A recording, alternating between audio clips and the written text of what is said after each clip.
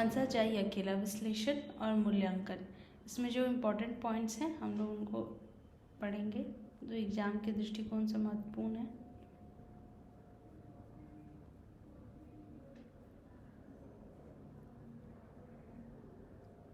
हंसा जाई अकेला की कथा वस्तु। हंसा जाई मार्कंड की सर्वाधिक चर्चित कहानी। मार्कंड सामान्य जन के दुख दर्द को बहुत ही सहानुभूतिपूर्ण ढंग से चित्रित करने वाले कथाकार है। यह कहानी उनकी इस दृष्टि और संवेदना का अच्छा पता देती है। इस कहानी में मार्कंड ने हंसा नामक सामान्य व्यक्ति की कथा को बड़े मार्मिक ढंग से चित्रित किया। हंसा एक गाँव का एक अति सामान्य और भाग्य का मारा हुआ व्यक्ति है।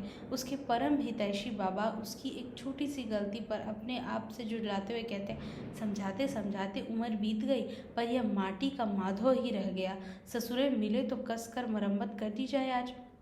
इससे हंसा का एक छोटा सा परिचय मिल जाता है। बहुत समझाने बुझाने के बाद भी वह माटी का माधव ही रह गया है और ससुरा जैसे संबोधन तो उसके लिए सहज हो गया है, जिसमें लाड प्यार दुलार के साथ साथ उसकी निम्न दशा का बोध भी छिपा हुआ। समाज में अत्यंत सामान्य जीवन जीने वाला हंसा एक दिन बाबा और अन्य लोगों के साथ मझगवां का दंगल देखकर लौट रहा था कि रास्ते में एक तो रात दूसरी रतौंधी होने के कारण एक बूढ़े की बहू से टकरा गया। वह चीख उठी। उसके ससुर ने लोगों को दौड़ा दिया। लोग किसी तरह भागते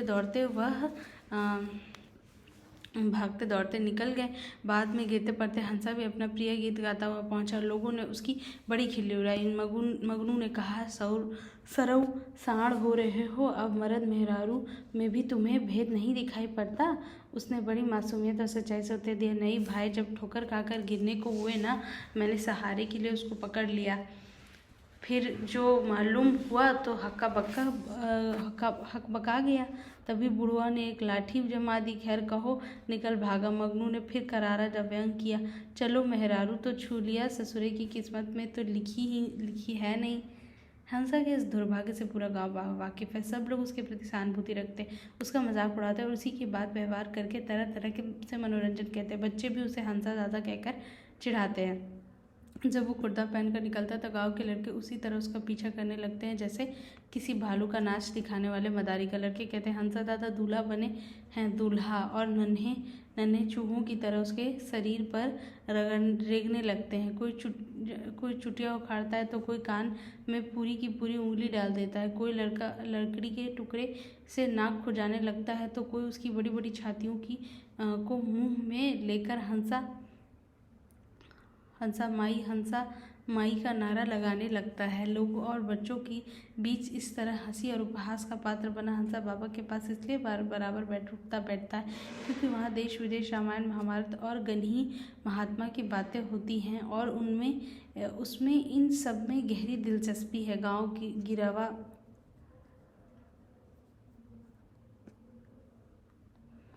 गिरावा में हंसी का पात्र बना हंसा गांधी का भक्त है।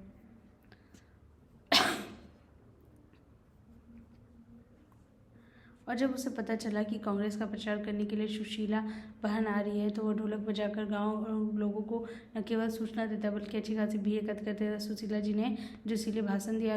ग्राम मंडली ने मार्मिक गीत गाया। बिन विधा के भारत देश में दिन दिन तेरी खवारी रे कर कीर्तन भजन प्रवचन सुनकर हंसा देर तक खोया बैठा रहा। रात में हंसा के घर पर भोज हुआ। पूरी तरकारी बनी। जब पूरी बनाने के लिए घी की तलाश शुरू हुई तो हंसा ने सुशीला की मदद की। इसी तलाश में रतौंधी के कारण हंसा सुशीला से टकरा गया और फिर दोनों अंधेरे में परस्पर ऐसे लुढ़के कि कभी वह लुढ़कता कभी वह लुढ़कती वाली हालत हो गई। और सवेरे अंगनू ने हल्ला मचा दिया, उलट दिया हंसवा ने कल रात। इस घटना से हंसा और सुशीला में अंतरंगता कायम हो गई। और क्यों ना कायम होती, एक बिना मेहरारू का था और दूसरी विधवा थी। सुशीला से अंतरंगता हो जाने के कारण चुनाव में हंसा की गहरी रुचि हो गई। उसने जनता में कांग्रेस का इस तरह प्रचार किया कि कांग्रेस जीत गई और राजा साहब हार गए। यह सुशीला के साथ साथ हंसा की बड़ी उपलब्धि थी, किंतु उस उपलब्धि के बावजूद हंसा की जिंदगी में खुशहाली ना आ सकी। चुनाव के दौरान ही सुशीला को निमोनिया हो गया। हंसा ने बड़ी दौड़भाग की, खूब सेवा की, किंतु सुशीला को वह बचा न सका। हंसा के लिए यह बहुत बड़ा हादसा था। उसका दिल टूट गया। वह पागलों की तरह हंसने लगा। उसका मकान ढह गया। खेत में घास उगाई और वह इधर उधर घूमते पागल सा गाने लगा, हंसा जाई अकेला। हंसा अकेला पैदा हुआ, जीवन भर अकेला रहा और दो के साथ जीने की उम्मीद बंधी ही थी कि फिर अकेला हो गया।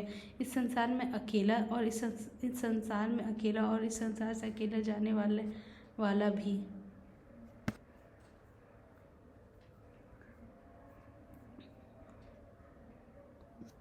पढ़ते हंसा का व्यक्तित्व साधारण भी और अनूठा भी। पूरी कहानी में जो पात्र पूरी तरह से जीवंत रूप में उपस्थित रहता है वह है हंसा। हंसा समाज का एक साधारण व्यक्ति है, किंतु वह जनता जितना साधारण है उतना ही अनूठा और अर्थवान भी। साधारण तो इतना है कि सब उसका मजाक उड़ाते हैं, बूढ़े बच्चे सब, किंतु वह किसी की बात का बुरा नहीं मानता। कहानीकार लिखता है हंसा गोलियों का बुरा नहीं मानता, बहुत सारे काम गाली सुनने के लिए ही करता है। गाँव के बूढ़े व बुजुर्ग को किसको इस दुआ से उसे मोह है कि इस दुआ से उसे मोह है, यानी बूढ़े बुजुर्गों की गाली को वह दुआ मानता है। और बच्चे जब उसे हंसा दादा दूल्हा बने हैं दूल्हा कहते हुए उसके शरीर पर नन्हे नन्हे चूहों की तरह रेंगने लगते हैं, उसके कानों में उंगलियां घुसा देते हैं, उसकी छातियों में मुंह भरकर हंसा माई का नारा लगाने लगते हैं, तब भी वो बुरा नहीं मानता। और उनके अनुरोध पर हंसा जाई अकेला निर्गुण बड़े मन से गाता है। यह हंसा की साधारणता और इसी साधारणता से वह बच्चों बूढ़ों का दिल में बसता है। हंसा के ब्राह्य रंग रूप का चित्र खींचते हुए लेखक ने लिखा, हंसा काला चिट्टा तगड़ा आदमी है, उसके भारी चेहरे में मटर सी आंखें और आलू सी नाक उसके व्यक्तित्व के विस्तार को बहुत सीमित कर देती है। सीने पर उगे हुए बाल किसी भीठ पर उगी हुई घास का बोध कराते हैं। घुटने तक की धोती मार्किन की दुगज्जी गमछा उसका पहनावा है। अपनी इसी कदकाठी और सामान्य रहन के कारण वह लोगों के हास परिहास का विषय बनता है। उसके पास खेती बाड़ी है, बलिष्ठ शरीर है, घर दुआर है, लेकिन दुर्भाग्य है कि उसका विवाह नहीं हुआ। बाबा सच ही कहते हैं, पर एक मेहरारू के बिना बिलाल की तरह घूमता रहता है। उसके बस बिल्लेपन का ही लोग मजाक उड़ाते। रात में मझगंवा दंगल से लौटते समय रतौंधी के कारण वह एक बूढ़े की बहू से टकरा गया। मगनू कहने लगे, चलो मेहरारू तो छू लिए, ससुरे की किस्मत में तो लिखी ही नहीं है। भले ही हंसा बिना मेहरारू के हो, किंतु उसमें मान मर्यादा दया लाज भरपूर है। वह मानता है कि बूढ़े की बहू से टकराने में उससे गलती हुई है। हो गई गलती भैया, मैं का जानू की मेहरिया है, समझा तुम में से कोई रुक गया है। उसे अपनी गलती का एहसास है कि उससे ज़्यादा चिंता यह है कि क्या सोचती होगी बेचारी। हंसा की यह चिंता उससे बड़ा बनाती है और उसके व्यक्तित्व को निखारती है। साथ ही जब बाबा से कहता है कि बड़ी चूक हो गई भैया, समझो निकल भागे किसी तरह, नहीं तो जाने क्या कहती दुनिया। हमें तो यही सोचकर लाज लग रही थी कि तुम भी साथ थे, तब वह अपने मूल्य जीवन होने का पता देता। यह है सामान्य आदमी की बड़ी मूल्य निष्ठा और उसकी सामान्यता के बीच उसका अनूठापन। उसे जितना चिंता अपने मान अपमान की है, उससे ज़्यादा बाबा की प्रतिष्ठा की चिंता। यही आपके साथ ऐसे लोग रहते, कितना नाव गाँव है, कितनी हंसाई होती है। इसी धारणा और भावना से हंसा का कद और ऊंचा हो जाता है।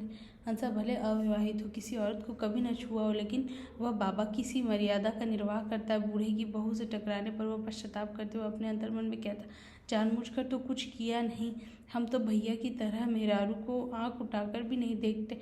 यह तो रतौंधी साली जो न कराए, पराई औरत पर निगाह न डालना उसके मर्यादावादी होने का प्रमाण है। इस मर्यादा का वह भरसक निर्वाह करता है। लेकिन एक बार सुशीला जी के गाने को सुनकर उसका मन जरूर मथने लगा था। हंसा खो गया। सुशीला का साल भर पहले एक गाना जागा हो बलमुआ गांधी टोपी वाले आई गई ले, उसके होठ पर थिरक उठा। सावला सा रंग था, लंबा बाल, छठहरा बदन, रूखे से बाल और तेज आंखें, कैसा अच्छा गाती थी। हंसा सोचता है। इसलिए जब दोबारा सुशीला जी चुनाव प्रचार के लिए आई, तब हंसा ने सारा जिम्मा अपने सिर पर ले लिया। लोगों को बटोरने और रात में भोजन कराने तक की व्यवस्था उसी ने की।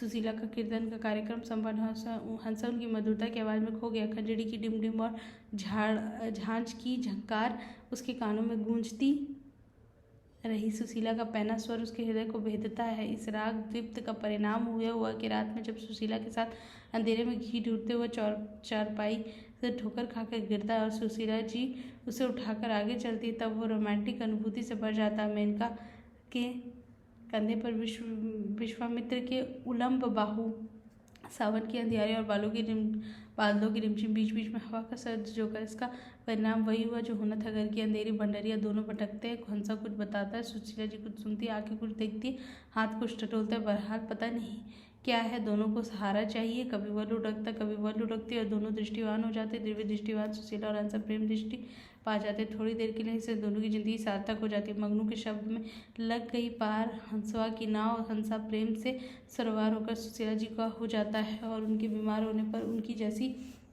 सेवा करता है, उससे उसका प्रेमी रूप सार्थक हो जाता। हंसा सुशीला को कितना चाहता था, उसका पता इससे पता चलता है कि उनके निधन के बाद वह पूरी तरह से पागल हो जाता। सुशीला के निधन से उसके सपनों का महल एकदम ढह गया। उसके खेत में घास उग गई, मकान ढह गया और वह पागलों की तरह हंसता हुआ कभी गंदे कागज़ों को दीवार पर साटता, कभी सारे गांव की गलियां साफ करता। हंसा जाए अकेला गाता रहता। वह हर चीज़ से उदासीन और बेखबर हो गया, लेकिन उसने 3 चीज़ें नहीं छोड़ी। एक लगी में लगा फटा तिरंगा, दूसरा सुशीला का दिया हुआ बिगुल, तीसरा आज़ादी लेने की कस्में। एक तरह से ये तीनों चीज़ें ही सुशीला के संपर्क से मिली थी। सुशीला के साथ साथ वह इन तीनों का दीवाना हो गया था। हंसा एक कर्मठ राजनीतिक कार्यकर्ता भी था। उसकी कर्मठता और दौड़ धूप से कांग्रेस को चुनाव में जीत मिली। वह आज़ादी और महात्मा गांधी का दीवाना था। खद्दर का कुर्ता धोती पहनकर और लाठी में तिरंगा बांधकर बिगुल बजाते उसने घर घर बापू के संदेश की पर्ची बांटी थी और लोगों से कहा था कि कांग्रेस तुम्हारे राज के लिए लड़ती है, बेदखली बंद होगी, छुआछूत बंद होगा, जनता का राज होगा। एक बार बोलो गनही महात्मा की जय। हंसा की राजनीतिक सक्रियता और गांधी भक्ति से मैला आंचल के बालदेव की याद ताज़ा हो जाती। सुशीला और हंसा का प्रेम प्रसंग भी बालदेव और लक्ष्मी कोठरिन के प्रेम संबंधों की एक हल्की झलक दे देता है।